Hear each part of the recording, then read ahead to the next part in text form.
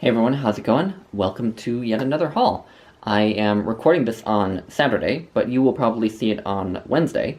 But I returned to the library sale that went on for a few days at my public library. I did one haul last Wednesday when I went on Wednesday, and I kidded myself into thinking that I would manage to only go that day, but as usually happens when a library sale goes on for multiple days, I ended up going every single day of the library sale. And today is the last day, and I got home not too long ago with yet another haul from the sale. And I found some really interesting books in the subsequent 3 days of the sale, so I thought I would do a second haul of all those books that I found. And I only have two works of literature, one novel and one collection of poetry, and then the rest of it is all nonfiction. So prepare yourselves. But the two pieces of literature that I found, the first one is The Group by Mary McCarthy. This is Mary McCarthy's most famous novel, and it's supposed to be about a group of women who all graduated from Vassar College, and they were close friends in college, and then one of them dies not too long after graduating, and the novel, I think, is about them sort of meeting up for her funeral, and I'm guessing it's about their sort of relationships with each other and their lives and such, and that sounds really, really good. And then the collection of poetry that I found is this, Second Space, New Poems by Cheslav Milos. Cheslav Milos was a Polish poet who won the Nobel Prize for Literature. I have known his name for a very, very long time. I've wanted to read him for a long time. He's always struck me as a very interesting writer, but I just have not come into possession of any of his work or felt motivated to buy any of his books. But this is a slim volume, won't take too long to get through, so it'll be a nice way to dip in. Now into the nonfiction, starting with this, Being Mortal, Medicine and What Matters in the End by Atul Gawande. And most of the reason I picked this up is because I believe Olive from A Book Olive highly recommended it, but Atul Gawande is himself a doctor, a medical doctor, and this is about kind of what the way medicine approaches the end of life, and how that is often detrimental to people who are in the last stages of their life. And that sounds right up my alley. It sounds super, super interesting, so was happy to find it. This next one was really unexpected, and this is Liv Ullman, A Changing. This is Liv Ullman's memoir, and you can see her on the back cover there. Liv Ullman is one of my favorite actresses. I've mostly seen her through the films of Ingmar Bergman, although I've seen her in a couple of other things as well, but she is just magnificent. And this is her memoir. That I have two music books now, and the first one is The Virtuosi, or The Virtuosi. I'm actually not sure how you say that, but The Virtuosi, Classical Music's Greatest Performers from Paganini to Pavarotti by Harold Schoenberg. And Harold Schoenberg is an author who I trust completely. I read his big book, The Lives of the Great Composers, throughout last year and into this year, and just loved it. It is so eloquent and informative and fun, and that was so good. And this is a bit of a similar thing. It's sort of mini biographies of a lot of the great performers from throughout the history of classical music, and I love classical music, so that sounds right up my alley. So I was delighted to find that. And then the other one is a really cool find. So this is the Wagner Companion. I don't know if you're going to be able to see the title on the spine there, but it's the Wagner Companion. And so this is basically a collection of writing about Wagner's music, the composer Richard Wagner. And so there's a musical appreciation by a writer, there are summaries of the operas, and then there are contemporary reviews of the operas. So reviews that were published when the operas were debuting. So it's a little bit like those Norton Critical editions of books, where it'll have the text of a book that's usually a classic, and then also has criticism and contemporary reviews and such. And so this is a little bit like that. But it also has a piece by George Bernard Shaw that's called Wagner in Bayreuth. And there's another piece called Reflections on the Centenary Production of The Ring of the Nibelung by Barry Millington. So Anyway, yeah, just a collection of writings about Wagner. Sounds right up my alley, because he's one of my favorite composers. Alright, now a work of history. This is How the Irish Saved Civilization, the untold story of Ireland's heroic role from the fall of Rome to the rise of medieval Europe, by Thomas Cahill. And so, my understanding is that this is kind of about how monks and nuns and other religious clergy helped to preserve books and learning throughout the so-called Dark Ages in Europe, when books and learning were not doing very well. And that sounded really, really interesting, and I don't know much about Irish history, so this is one way to learn at least a little bit about it. So, next one is an interesting find. This is Capitalism, a Ghost Story, by Arundhati Roy, which is kind of about all the detrimental effects that the prosperity of India is having on the less fortunate in India, basically. So, environmental degradation, exploitation of people and of resources, and so on and so forth. And so this is a brief book about that. And this is an interesting find because I just recently finished Behind the Beautiful Forevers by Catherine Boo, which is a book about a slum in India near Mumbai.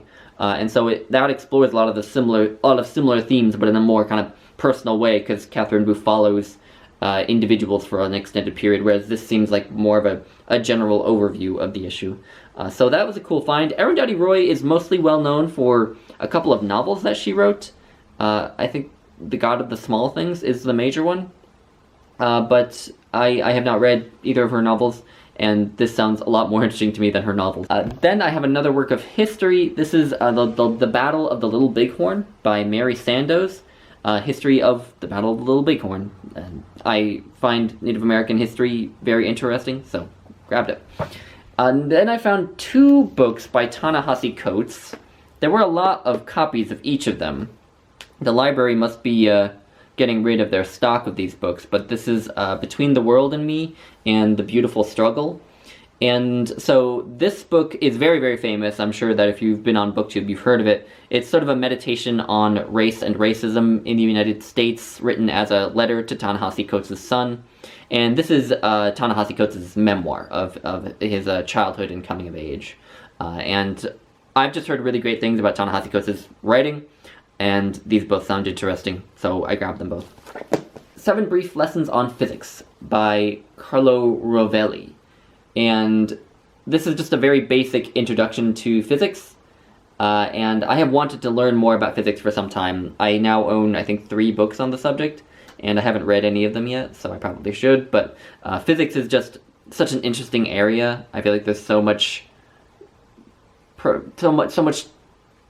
profundity to be found in physics, just because it's a lot about kind of the fundamental nature of the universe, and that's fascinating, but also physics is so often referenced in discussions of like theology and philosophy, and whenever people do that, I never really know what to make of it because I don't know much about physics. So it'd be nice to actually sort of know at least vaguely what people are talking about when they talk about physics. So this is another book to help me with that. This was actually translated from the Italian, I believe. It's not often that I come across translated nonfiction like this. If it's contemporary, if it's a classic, then that's one thing. But contemporary nonfiction, I feel like it doesn't tend to get translated as much as fiction. So anyway, that's interesting. Just Mercy by Brian Stevenson. The subtitle here is A Story of Justice and Redemption.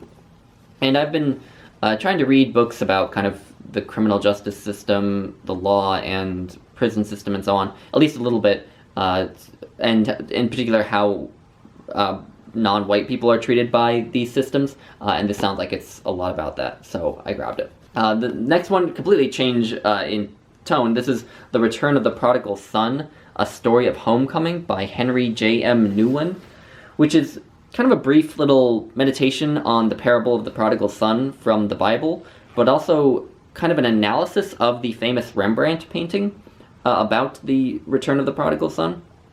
And that sounds really interesting. I really love reading about painting and art now, but also Kelly from Books I'm Not Reading actually named this, I believe, as one of her favorite nonfiction books of all time, so that got me interested in it as well. And these next I have a few books. Most books I buy in library sales are books that I know about. I try as much as I can not to just buy any book that looks interesting, because then I would come home with 50 books. But these next two are both books that I had never heard of before, but that sounded so interesting that I grabbed them. And the first one is Belief, Readings on the Reason for Faith, edited by Francis S. Collins, which is a collection of writings by thinkers throughout history on why they have religious faith. And so you have classic pieces here by like Plato and St. Augustine and Anselm of Canterbury and John Locke. You have writers like N.T. Wright, Madeline L'Engle is in here, Dorothy Sayers, Keith Ward is in here, Desmond Tutu, Elie Wiesel, Martin Luther King Jr., C.S. Lewis, Thomas Merton, Dietrich Bonhoeffer, Viktor Frankl, Mahatma Gandhi, the Dalai Lama, and so on. And yeah, just a collection of writings. This sounds really, really interesting, so I grabbed it.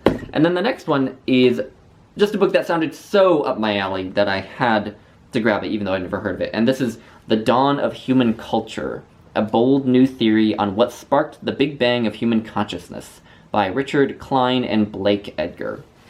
And so this is a book that puts forth a new theory about how humans started to engage in what we call culture, in art and music and so on.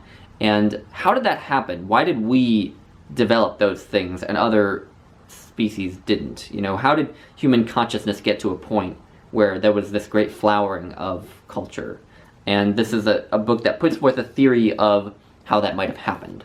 And that's the sort of thing that I find fascinating. Next one is a classic, a bit of an unconventional classic, but this is History of the Conquest of Mexico by William H. Prescott. And this is a really big book. It's a classic account of the conquest of the Aztec Empire by Spain, by Cortez, I believe. Yes, Cortez. And obviously a subject I find very interesting, but this book, I wanted to read this book previously because Charles Mann cites it a lot in his book 1491, Uncovering the Americas Before Columbus, I think is the subtitle. He cites this a lot in that, and that got me curious. And so I found this really nice modern library edition, so exciting find.